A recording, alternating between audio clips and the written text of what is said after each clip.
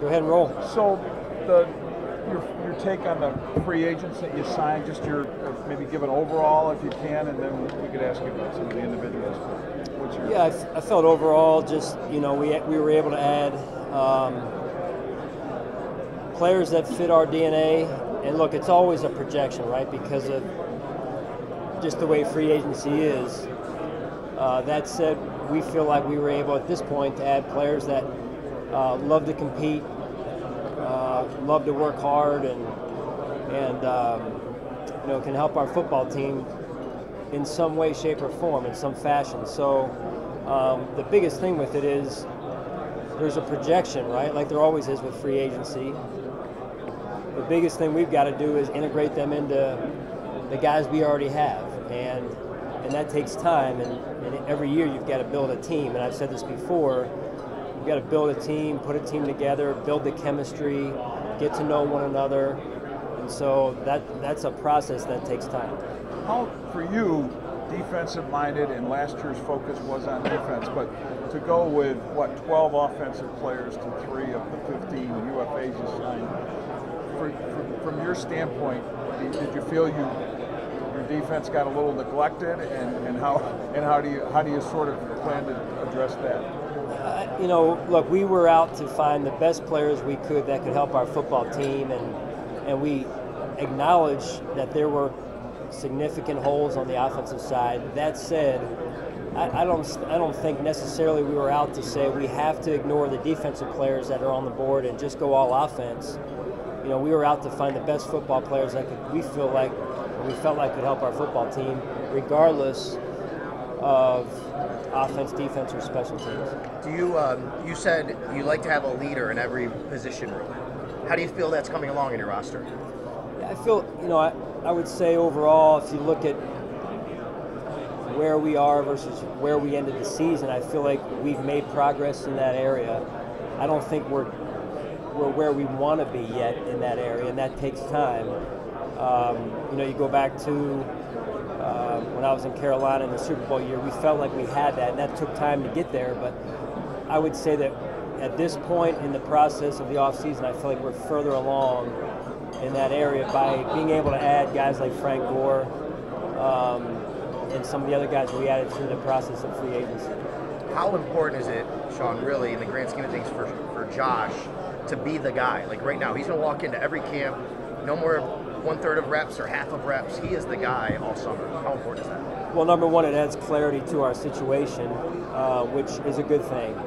So, last year I've already gone back and looked at the reps, and we were trying to split the reps as evenly as we could so that our threes could develop as much as our ones, and sometimes that's hard to do, but we know that Josh was running with the threes, and so there was a process in place that we felt like was right for us and his development then, and so moving forward to now, there will be a process in place where he'll be out there with the ones, and you try and get as much continuity with the guys that work with him starting day one all the way through hopefully training camp. Do you see it as a particular challenge that you have all these so many new faces, so many new players, and and a lot of them are going to start, and I mean to get them to mesh in year one or from the start? What is that challenge like for you as a coach? Yeah, that's a challenge every year. The less continuity you have, the bigger the challenge, right? So it's a challenge to bring guys together that are coming off of different teams, in particular with how heavy we went in free agency. That's some of the risk of free agency inherently. That said, we needed to improve our football team from a roster standpoint. So that's also why you do the research that Brandon and his staff did, Joe Shane, and so on and so forth, to try and close the gap as much as possible when it comes to knowing the players and free agency. It's a slippery slope, the process of free agency, but again, we tried to go with our critical factors of what we feel like could close that gap as much as possible. Is it a balance between, it's widely assumed you've made your team better by addressing all these spots, and you feel good about the guys you got. But there's the other part of it is the balance of how long does it take to get better with what you got? Do you see it as it has to be instant because that's what you guys are paid to deliver, or can patient? Is there room for patience with respect to all free agency? This impact being what you need it to be like now this year. Listen, I'm grateful for the opportunity that we had to add those players. I mean, the cap money this year, the cap money last year, two different scenarios, right? So those were necessary. Going through some of that, just trying to be, judicious with how we handled it the previous years because we really didn't have a lot of flexibility. Or we could have just taken an irresponsible approach and just kept kicking it down the road, and that's not how you build it. So we took this year and said, hey, now we have a chance, some flexibility to spend, and let's not just spend irresponsibly, but let's target the guys that we feel like that are out there that can help us. You can only target what's out there, right? So now you say, okay, now we've got these guys, these names on the paper. Well, how do we bring them all together and form a cohesive team? And that's the challenge every year, in particular when you're building it, where there's a significant influx of new people. And free agency, when they're coming from different locker rooms, sometimes they pick up good habits, and sometimes just the nature of being a veteran, you pick up habits that aren't so good. So the important thing is that we take a team-first, selfless approach to our journey this year. Were you able to get in touch with Andy Reid at all before you signed Mitch Morse and kind of just get some intel on the type of guy you were getting? Yes and no.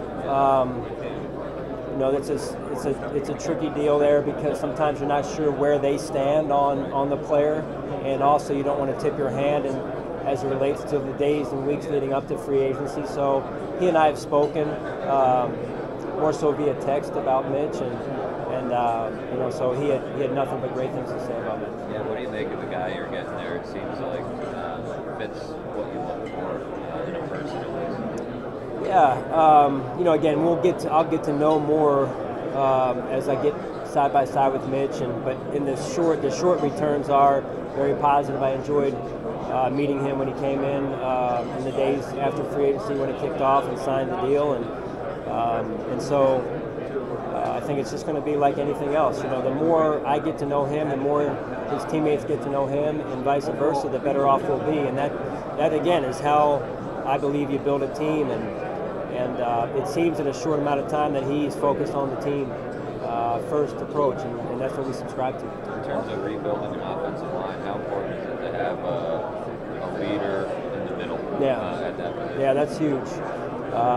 Look, we've got Russ and Spencer already in. We felt like in the boat, and then to be able to add a guy like Mitch, and we felt like, from a leadership standpoint, the DNA that he was going to bring to the table, that position in particular, looking back at my history in Carolina with Ryan Khalil, a guy that can come in, be the leader of the room, set the table in terms of the communication, build a cohesive connection with our young quarterback. That's key. Based on how much you're able to find this out with the rules and such, of contact with players, how satisfied are you with Josh Allen's approach to this offseason? The amount of time he's putting in and what he's doing. How much can you know about that? And if so, what's your level of satisfaction that he's embracing what Sal mentioned about, hey, he's the guy, he fully knows he's the guy now as opposed to last year? The important thing is that he takes ownership of his development, takes ownership of his career, and this offseason is an important part of that, or important chapter in that process in his career, and then subsequently our success in Buffalo. So, again, it's to your point of the rules, and it's hard to really know because we're handcuffed a little bit in that regard. That said, when you draft a player, you try and get to know him enough that he would be a responsible just basically shepherd of his career when he's not with us, right? So we feel like he's had a pretty good offseason to this point from what we're able to tell. Sean, you talk so much about Josh's presence in the locker room, his ability to lead, and then you look this offseason going into his second year, and he's one of the first guys to call these free agents, and they're already raving about him. I mean, you guys knew that going into after drafting him, but have you been kind of overly impressed with his ability to step up in that category? And again, I think you got to manage expectations with that. This is a time of year where people kind of just get out in front of them, too far in front. And look, we're trying to put a team together. I think the bottom line is Josh is a big part of that. His leadership, probably better said, and Tremaine's leadership will be key to our success at a young age, because we've lacked, as you guys know, that there's a gap with what was last year 3 and year 4 players. There was an absence of that influence in our locker room, and so we did add some of that in free agency. But at the end of the day, Josh and Tremaine on the offensive defensive side are 2 young players that are going to have an added amount of responsibility from a leadership standpoint this year. Hey Sean, now that you're out of the season, I know you always try to push the reflection for outcome of that road. Have you had a chance to just kind of sit back and where this thing has gone the past couple of years, and now as you were able to actually do some things in free agency, and now with the 10 draft picks coming up, where this thing is headed, what are your thoughts on that? In terms of just reflecting like where we are in the process of I mean, I could tell you this, I feel better today than the day I walked in the door. So whatever that means to you and to everyone. You say why though? Well, because I believe I've been around two situations like this. Once in Philadelphia with Andy, and again once in Carolina with Ron, and I know the cycle of how this thing works, and each one though is a little bit different. So when we came in, we had a situation where we had a team that was a little bit older.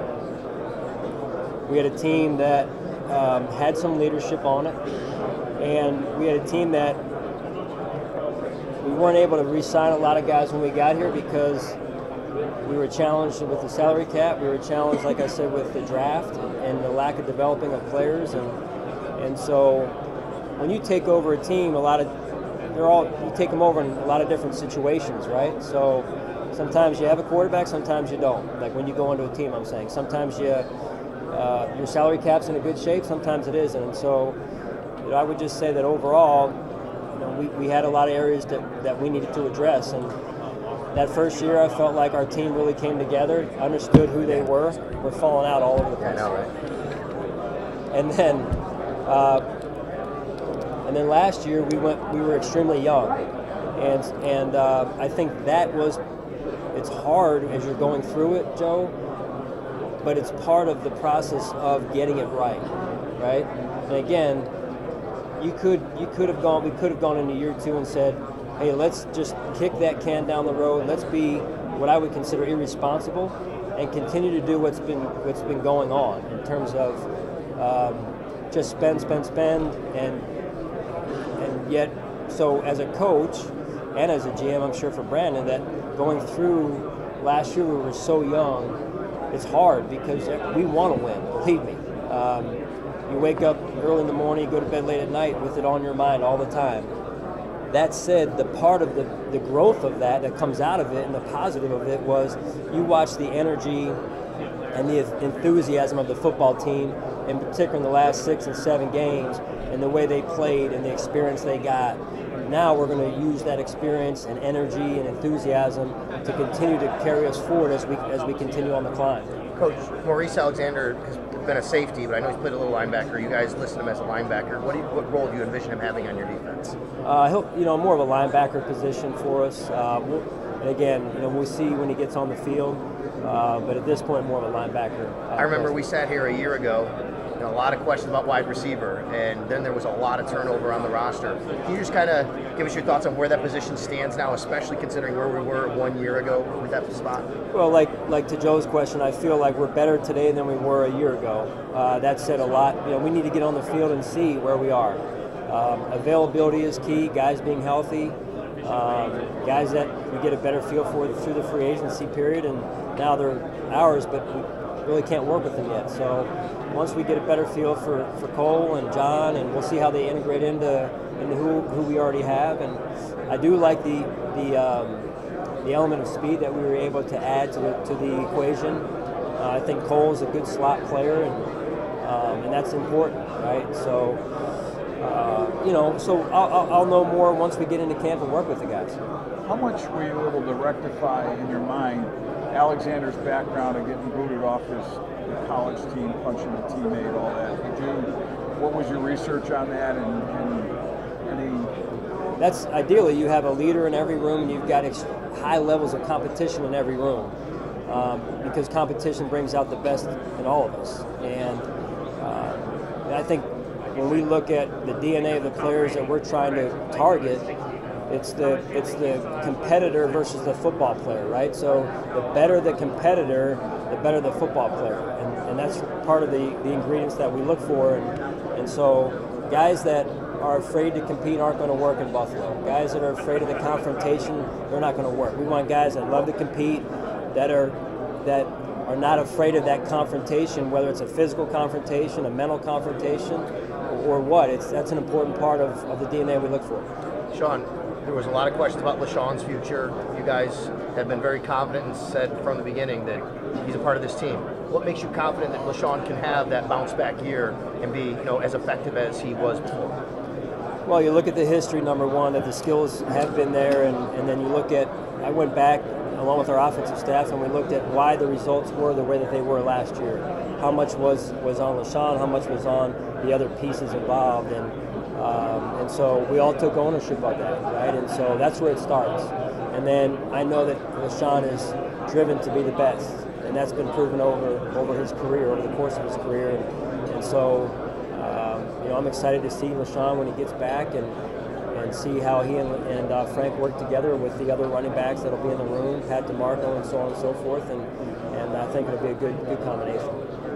The replay rule, the discussion about expansion of replay, where do you stand on that? And I guess, in a broader sense, the organization's position. Yeah, I think here's the bottom line is what happened in the Saints NFC Championship game. To me, that's the low-hanging fruit that we have to get corrected. And whatever that means, and I know there'll be votes today, tomorrow, what have you, and maybe even after that's the part of our game that we can't have happen. Look, I believe that officials have one of the toughest jobs on the field on game day. The game's extremely fast. There are going to be calls that are missed. The ones that are that big that affect the outcome of a game, in particular when you go, any game, number one, but when you go from a potential Super Bowl type of situation, we've got to get that right. Would you there's a few of the resolutions or proposals, I guess, to kind of take it less out of your hands to have to challenge things and put it more in more plays reviewed and things like that. Do you want the league to go that way, or is it, hey, you know what, it's humans, they're going to make mistakes, and we'll try to correct them when we can? Yeah, I think we overlook that once in a while with respect to the officials. They are human, and they're going to make mistakes. I think that what we can do is try and control what we can control, and that means being able to help them in certain situations. The more, I'm just a believer in the more cracks that are on the ice, the harder it is to skate fast. And so using that analogy, the more layers that are on things, the more rules that are in and this and that, they have a tough job as it is. And so let's find ways to add clarity to what they do and allow them to execute with that in mind. The tight end room's going to look a lot different in 2019. Can you just talk a little bit about what you like about Jake and Tyler and bringing them into free agency? Yeah, Tyler was a guy that we targeted in free agency. Really, when you look at his game, we looked in particular at the year when he became the starter, when Eifert was down, and how he stepped up and took hold of that opportunity, and then what he's able to do, in the pass and the run game. So in meeting him when he came in, he and his wife, and again, another good interaction and a guy that's positive, and he's actually from not too far that I grew up, in the place where I grew up. So I know his high school coach a little bit. So just all the reviews we had heard about him as a person were positive, and then with Jake, it's look, it's a position change, right? So it's a projection. Being able to block at the point of attack is important at that position. It's hard to find anymore in the college game. So thanks, Derek. Is that for Vic or is that for you? I'm going to guess it was Jake. Here's for yours, Just tapping out. So yeah, they're kind of two different players, but that point of attack ability is important at the tight end position. Sean, to that point, how much of a relief was it in Carolina knowing that you had Greg Olsen just there? I mean, I know you were coaching the offensive side of things, but just having a player of that caliber in that position that could be such a difference-making position, what was that for you? Yeah, I liked it when we were on offense and it was 3rd and about 5, and I knew we were going to get a first down because we had Greg Olsen. Same could be said in a similar fashion to, again, two different players, but Chad Lewis in Philadelphia that we had. Not a celebrated player, not as celebrated as Greg, but I remember time after time, 3rd down, 2nd and 10, we get back to 3rd down and 5. Red zone. So at an early age, I feel like that I learned how important that tight end position is to a quarterback, and in particular a young quarterback. It becomes a security blanket. Now that said, thoughts on Rob Gronkowski retiring, you not having to game plan against him twice a year? You guys working this together, huh? Yeah. Well, we're on tight ends. Yeah, I mean, look, he was a great player. I'll believe it when I see it. So we've got a lot of time between now and the season, and when it starts and when it ends. But nothing but respect for the way he played the game and what he's been able to do in the run game, the pass game. I'm not just talking, in the flat. I'm talking down the seam.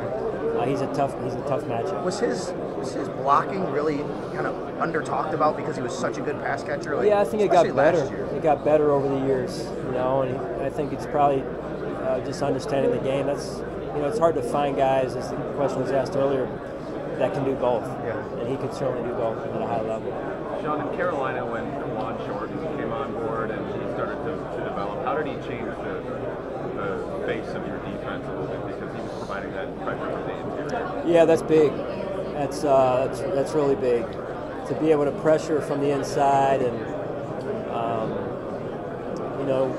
people would argue that there's ways to take away the edge rusher more than there is ways to take away the inside, the interior rusher, and I would probably agree. That the ability to pressure and affect the quarterback from the inside out is critical when you want to play good football on defense, and so you got to make sure that you've got enough of those guys. We haven't asked you about E.J. Gaines yet. You're re-signing E.J. Gaines. Just your thoughts on why that was important. Yeah, again, adding competition to our roster, a guy that we know to an extent, having had E.J. our first year, and he's offers position flex with being able to play outside, being able to play inside. That nickel position is important, and so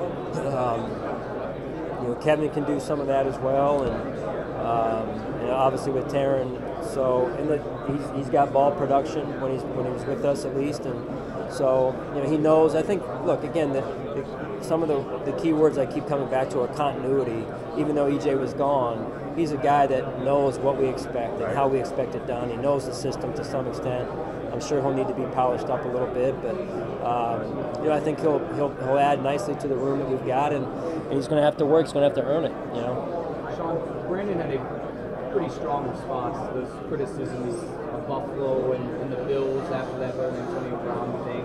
What was your reaction to seeing people attack the city and the franchise? Yeah, I mean, similar. And I would just say perception and reality are not always the same, right? Spend a week in Buffalo, get around the people, get around the city, get around the energy in our city, and people that say that, in my opinion, haven't spent that time and really maybe don't want to spend that time. So to me, that's on them, right?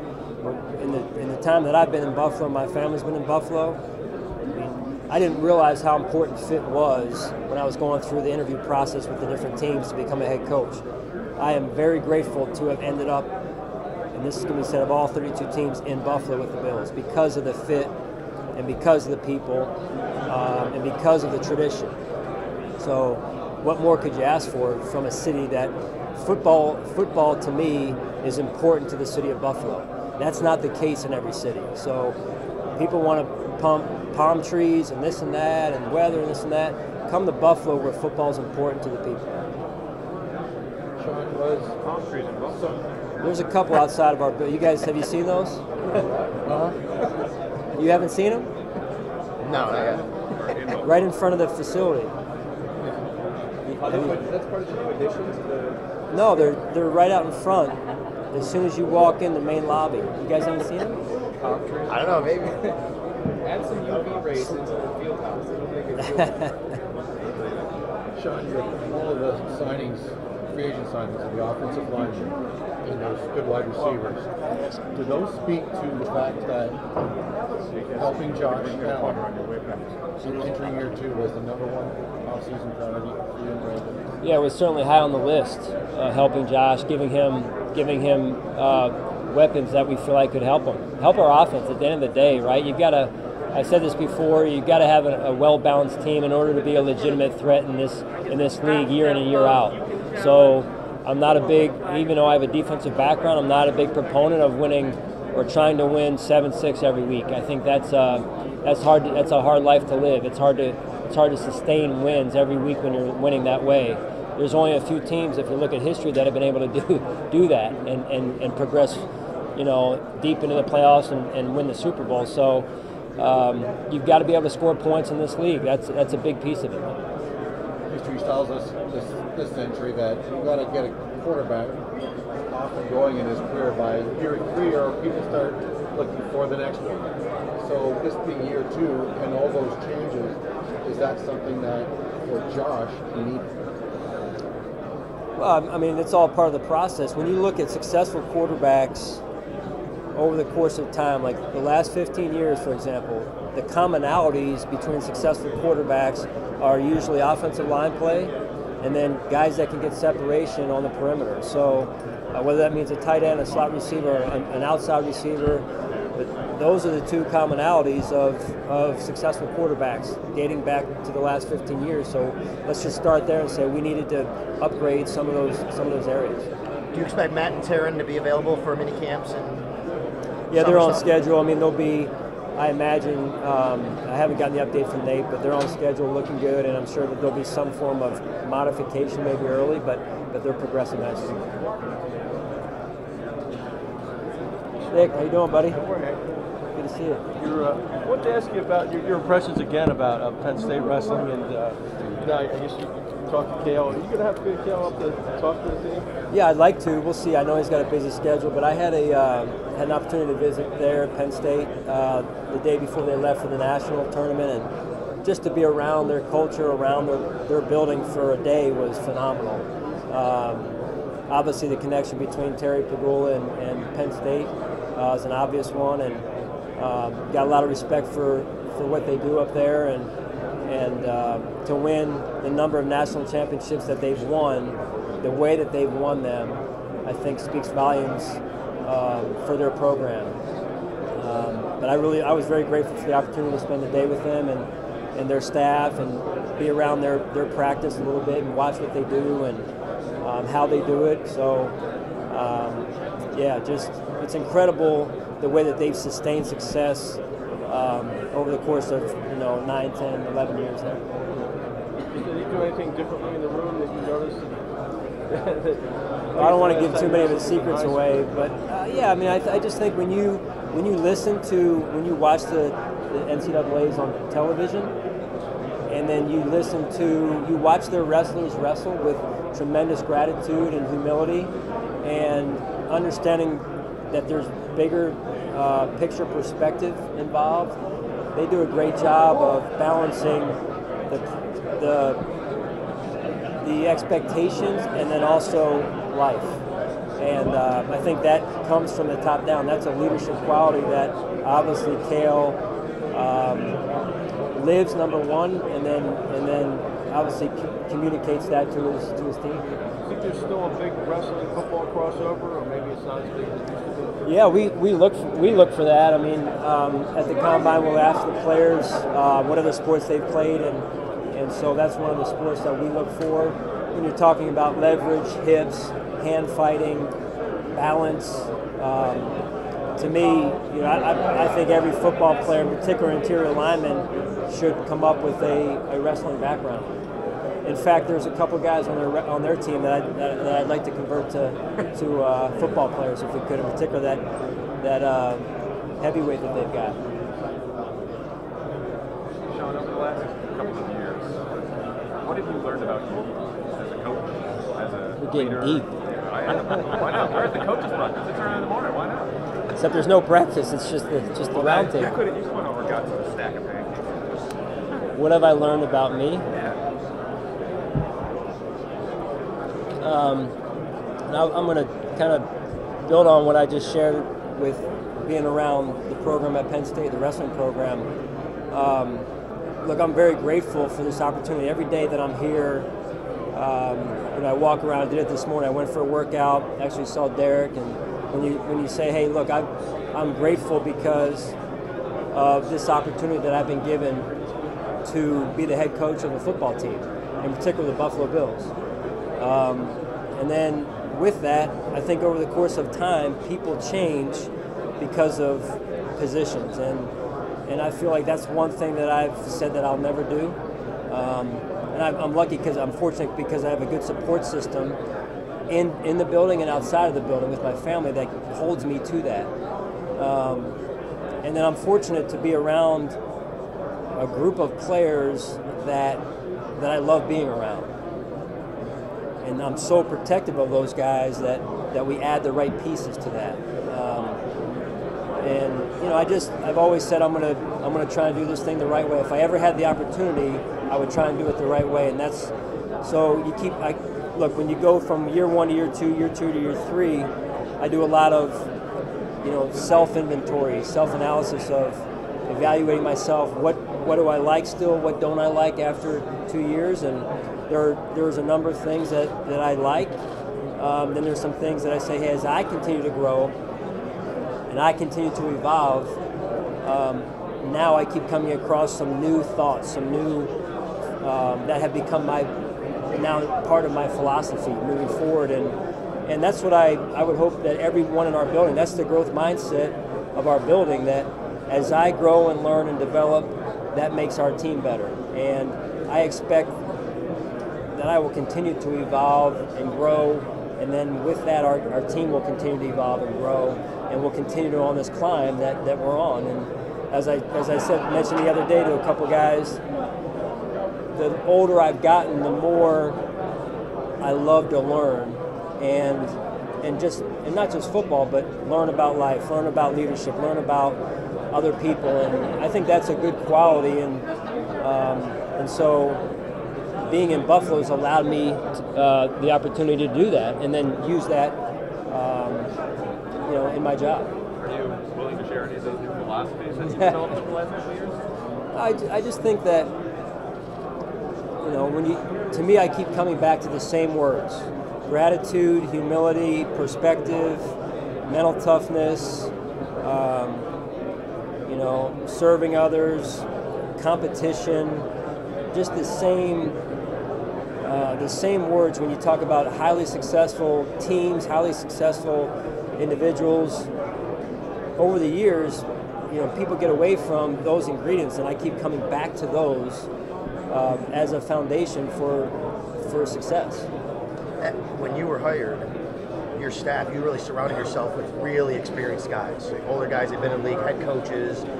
As your staff turns over a little bit, there's some fresh, younger guys that are coming. Is that because you feel more comfortable where you are, that you're able to do that, and you don't have to necessarily surround yourself with the guys who've been there and done that you have to lean on as much? Yeah, that's very true. I don't know if a lot of guys would admit that, but I think that's part of it, Sal. Look, there were certain positions when I came in that as a first-time head coach, I've seen it gone I've seen it gone bad in a hurry if you don't have an experienced X-position coach or that, So I wanted that early on. And then as you grow and evolve and you continue to know where you're going as an organization, then at the end of the day, when I wake up, if I don't feel like I can answer the question of, hey, can we win a Super Bowl?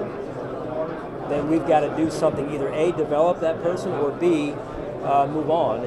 And so that's why we're here. We're here to win a Super Bowl, bring a Super Bowl World Championship to Buffalo, and do it the right way. And the older I've gotten now in this business, in this job in particular, the more comfortable I am of developing our guys, right? I was developed with Andy Reid years ago. I was given an opportunity in Philadelphia, and then to me it's what you do with it.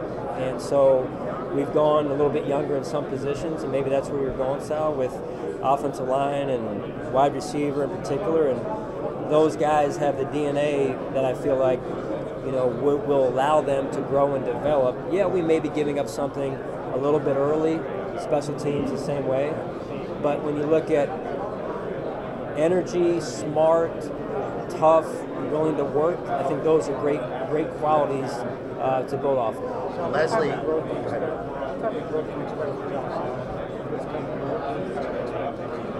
I expect him to do his job. And I expect him to do his job and all that means, including the added leadership responsibility that comes with being the face of the franchise at the quarterback position. But I'm not going to put big expectations on Josh. I don't believe that that's important. I think for him to come in, do his job, continue to develop and grow, and look, he's got a long list of areas that he needs to improve on. There's also a long list of things that he did well, and I'm excited to get him back in Buffalo. I want to ask you about Leslie and how important and how strong your relationship must be with him. With everything that happened early last year, and people talked about play calling and all that, yet you guys got through it together. He's still with you. How important is that, and that you trust and have loyalty there between each other? Yeah, Leslie's a pro. He's a pro. Our relationship runs deep. We've been around each other a long time, and I have a tremendous amount of respect for Leslie as a person, number one, and as a football coach, number two. And the great part about how we work in Buffalo is we help each other. And so there's times where I've helped him, in particular in the early part of the season. There's times, a tremendous amount of times, where he's helped me from a defensive standpoint as well. So the great part about what we do is we're able to share openly, and I don't really care. We don't care where the idea comes from or who gets the credit. It's more about the result in terms of, let's just focus on that. Let's all be Monday through Saturday focused on what's going to get us to the result we're looking for on Sunday. And when you serve others in that way, like Leslie does, and when you put the team first, like Leslie does, that's a good thing. Obviously, rosters aren't complete, but Rob Gronkowski retiring, when you prepare for the Patriots, it's safe to say that'll change the way you prepare for them? Well, like I said earlier, I'll wait and see if that remains true all the way through the season. That said, he's a tough matchup. A future Hall of Famer for a reason, right? So, when you look at the combination of size and speed, and to me it seemed like he was one of Tom's guys that he went to and when he needed a play, and so that speaks for itself. Sure. Sean, where's your level of patience with the pace and where you guys are in this building process, understanding how competitive you are, while also still continuing to take into account youth and other factors that come along with building this thing how you want it to be built? Yeah, I mean, I think it's, I don't even know if this is a phrase or a word, but responsibly non-patient. Responsibly non-patient, right? I mean, it's like calculated aggressiveness, right? I mean, we want to win, and we want to, but I also have a responsibility to do it the right way to Terry and Kim and to the fans of the Buffalo Bills, because of, number one, the way I believe in my philosophy and with Brandon, but also